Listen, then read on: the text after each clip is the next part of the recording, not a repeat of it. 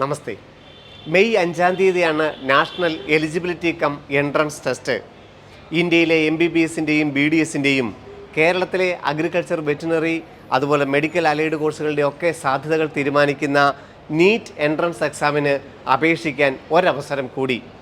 വിവിധ കാരണങ്ങളാൽ രജിസ്റ്റർ ചെയ്യുകയും ഫീസ് അടയ്ക്കാൻ സാധിക്കാത്തവർക്കും പുതിയതായി വേണമെങ്കിൽ രജിസ്റ്റർ ചെയ്യാനുമൊക്കെയുള്ളൊരു അവസരമാണ് നാളെ ഏപ്രിൽ 10-ാം തീയതി വൈകുന്നേരം 10:50 വരെ NTA അനുവദിച്ചിരിക്കുന്നത്. ഇതുവരെ അപേക്ഷിച്ച വിദ്യാർത്ഥികളും ഫീസ് അടച്ച് ആപ്ലിക്കേഷൻ ഫോം പ്രിൻ്റ് ഔട്ട് എടുത്തവരും പ്രത്യേകിച്ച് യാതൊന്നും ചെയ്യേണ്ടതായിട്ടില്ല.